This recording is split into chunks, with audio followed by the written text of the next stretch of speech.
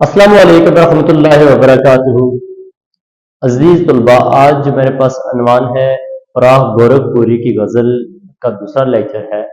ہم نے 3 شعر پہلے لیکچر میں کیے تھے اور چوتھا، پانچواں، چھٹا، ساتواں اس میں ہے۔ ہم بیٹا دیکھیں تو پہلے شعر میں نے فراہ گورکھپوری کے حوالے سے تھوڑا سا تعارف بھی آپ کو بتا دیا تھا۔ تو میں دیکھتا ہوں کہ شعر نمبر 4 میں کیا کہتا ہے۔ بات یہ ہے کہ سکون دل وحشی کا مقام، کنج زندان بھی نہیں، وسعت صحرا بھی نہیں۔ بیٹا یہاں پر اگر ہم پہلے مفہوم کو دیکھیں، اے محبوب حقیقت یہ ہے کہ میرے پاگل دل کا علاج نہ قید خانہ ہے اور نہ صحراؤں کی وسعت ہے۔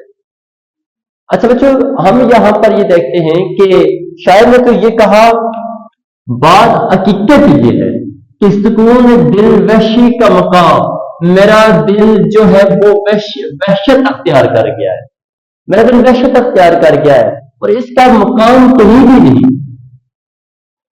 لیکن میرا دل تو کہیں بھی سکون نہیں پاتا۔ میں مجنوں کی طرح صحراؤں میں نکل جاؤں تو وہاں میرا مقام ہی نہیں، مجھے قید میں ڈال دیا جائے تو وہاں پر بھی یہ سکون حاصل نہیں کرے گا۔ ارے اس کا سکون ہے کہاں؟ تو ظاہر ہے کہ یہ محبوب کا دیدار ہے۔ تو اس نے کیا کہا، کنج زندان بھی نہیں، اگر مجھے قید کر دیا جائے تو میرا یہ جذبہ، یہ جنون، یہ کیفیت وہاں پر بھی ختم نہیں ہو سکتی۔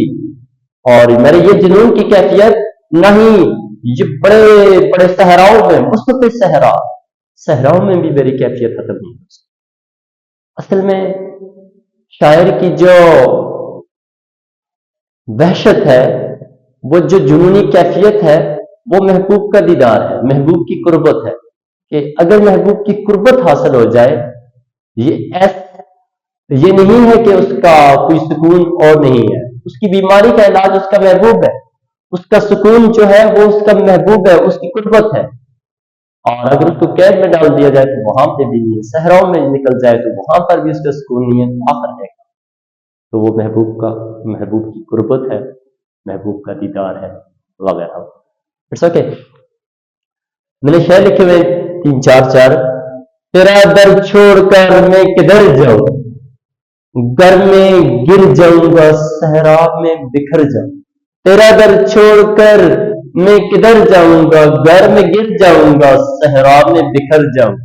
گھر میں رہا تو میں محصور ہو جاؤں گا، قید ہو جاؤں گا، صحراؤں میں نکلا تو بکھر جاؤں گا، تباہ ہو جاؤں گا۔ یعنی کہ میرا کہیں اور مقام نہیں ہے، محبوب کے در، محبوب کی گلی، محبوب کے گھر، محبوب کے دیدار کے علاوہ۔ پھر سکون درکار ہے لیکن سکون حاصل نہیں ہوتا، ذرا جو دل کو ٹھہرا دے وہ درد دل نہیں ہوتا۔ سکون درکار ہے لیکن سکون حاصل نہیں ہو رہا۔ ہم کو نہ مل سکا فقط ایک سکون دل، اے زندگی وگرنہ زمانے میں کیا نہ تھا، زمانے میں کیا نہ تھا۔ اس لیے کچھ ممکن ہے لیکن ایک سکون نہ مل سکا۔ تو بیٹا شعر اس کی تشریح کرنی ہے، بیچ میں آپ امدادی شعر لکھتے لکھتے شعر کو مکمل کر دیتے۔ بیٹا اب ہمارے پاس شعر نمبر 5 ہے فراہ گورکھپوری کا۔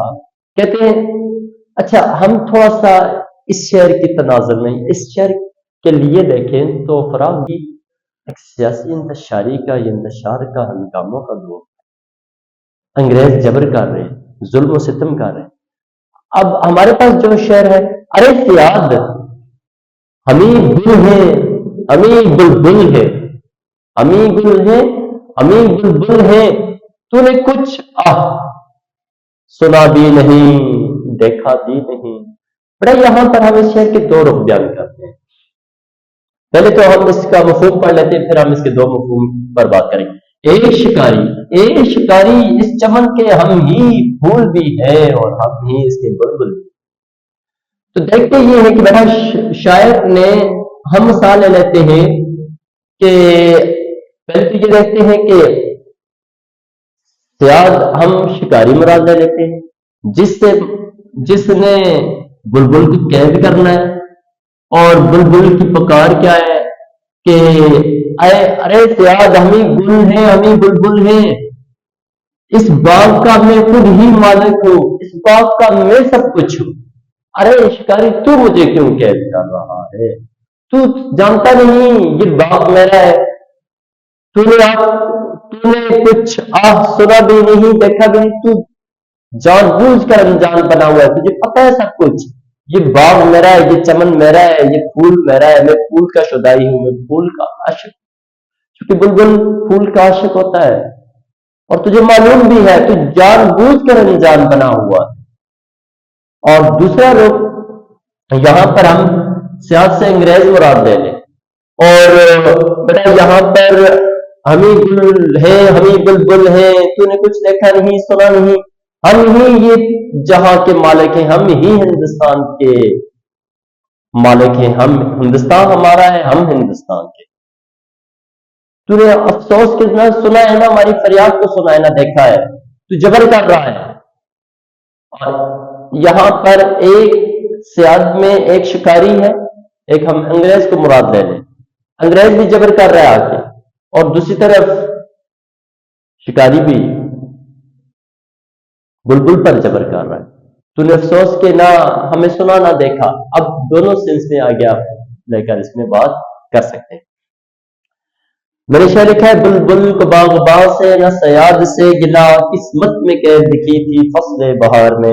پھر ایک لکھا ہے، گلشن میں تو نے بلبل کے گانے پر غور کیا، گلشن میں تو نے بلبل کے گانے پر شور کیا، ہم بھی اسی کی تلاش میں تھے جو مل نہ سکا۔ پھر چمن میں بلبلیں رہتی ہیں مگر ہم نہیں رہتے، گزر گیا جو ہم پہ وہ سیاد کیا سمجھے، جو بھی ہو غم کے اندھیروں میں چراغاں کر لو، دل جلاؤ کہ نظر آئے کہ سیاد کہاں ہے۔ بیٹا اس شعر میں دو پہلو آپ لے کر کے، یعنی کہ ہم لے لیتے ہیں ارے سیاد، سیاد میں ایک شکاری مراد لے سکتے ہیں، ایک انگریز مراد لے سکتے ہیں۔ جب آپ شکاری مراد لیں گے تو اس وقت آپ شکاری کو مراد لے کر گل، بلبل، باغ جیسی چیزوں کو لے کر تشریح کریں گے کہ بلبل باغ میں پھول کا عاشق ہے، شکاری نے قید کر لیا بلبل، ارے تو کون ہوتا ہے میں قید کرنے والا؟ دوسرا، ہم ہی ہندوستان کے مالک ہیں، ہم ہندوستان کے لیے، ہندوستان ہمارے لیے ہے، تو کون ہوتا ہے بیچ میں رہ ختنا ڈالنے والا؟ تو کون ہوتا ہے بیچ میں اپنی چلانے والا؟ ان موضوعات پر آپ تشریح کر سکتے ہیں۔ شعر نمبر 6 ہے بچوں ہمارے پاس، یوں تو ہنگامے اٹھاتے نہیں دیوانہ عشق، یوں تو ہنگامے اٹھاتے نہیں دیوانہ عشق، مگر اے دوست کچھ ایسوں کا ٹھکانہ بھی۔ بڑا اگر ہم دیکھیں سچے عاشق زبان پر شکوہ تک نہیں لاتے، لیکن دیوانگی میں آہ فغاں کرنے والوں کی کمی نہیں، اور دیوانوں کا بھروسہ بھی نہیں۔ اگر ہم دیکھیں یوں تو ہنگامے اٹھاتے نہیں دیوانہ عشق، جو شخص عشق اختیار کرتا ہے وہ کبھی ہنگامے نہیں اٹھاتا، وہ کبھی محبوب کو رسوا نہیں کرتا، وہ محبوب کو یہاں پہ میں نے لکھا دیکھنا بھی انہیں تو دور سے دیکھا کرنا، شوا عشق نہیں حسن کو رسوا کرنا۔ اور یہ جو دیوانہ ہے یہ محبوب کے لیے تنزلی کا سبب نہیں بنتا، وہ محبوب کو رسوا نہیں کرتا۔ تو ساتھ یہ کیا کہا، مگر اے دوست کچھ ایسوں کا ٹھکانہ بھی نہیں، یہ جو دیوانے ہوتے ہیں ان کا کوئی ٹھکانہ نہیں ہوتا، اور ان پر بھروسہ بھی نہیں کیا جا سکتا۔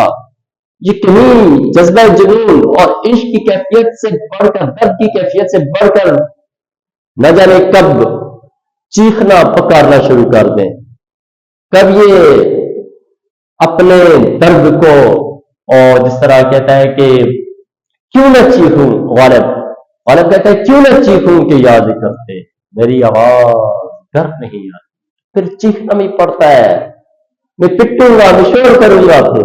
اچھا تو بیٹا یعنی عاشق جو ہوتا ہے وہ پہلے تو محبوب کو رسوا نہیں کرتا، اس کا نام نہیں لیتا، محفل میں لوگوں کے سامنے نام نہیں لیتا کہ رسوا ہو جائے گا، اس کا برہم رکھتا ہے، لیکن وہ کہتا ہے ایسے لوگوں پر بھروسہ بھی نہیں کیا جا سکتا کہ کب وہ آپ سے باہر ہو جائے تو پھر وہ چیخ و پکار شروع کر دے۔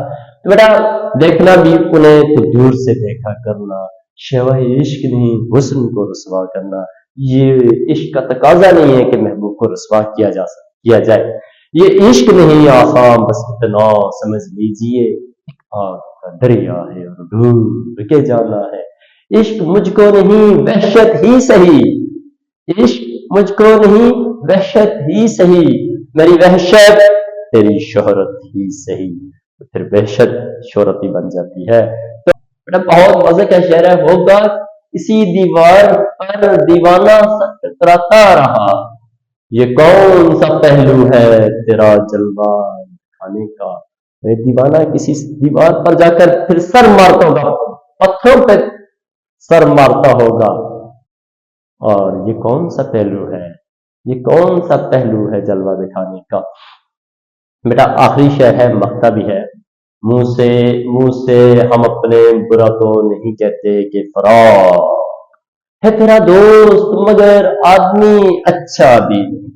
بڑے شعر میں شاعر نے کہا کیا، اے فراق ہم تیرے دوست کو تیرے دوست کے بارے میں بری رائے نہیں رکھتے، برا نہیں کہتے، مگر اتنا ضرور کہیں کہ وہ اخلاقی طور پر اچھا انسان نہیں۔ یعنی کہ یہاں پر الفاظ کے پردے میں فراق نے کہا کہ اے فراق ہم تیرے دوست کو برا نہیں کہتے، لیکن ہاں حقیقت بتا دے کہ وہ اخلاقی طور پر اچھا انسان بھی نہیں ہے۔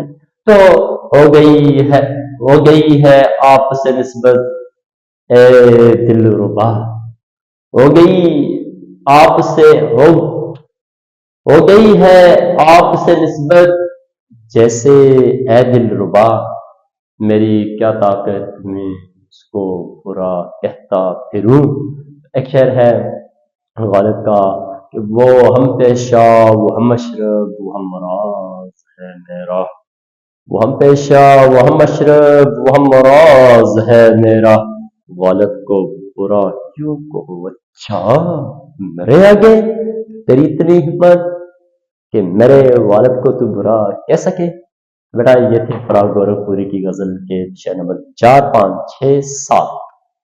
تو انشاءاللہ ہم اگلے لیکچر میں ملیں گے۔ اوکے، اللہ حافظ۔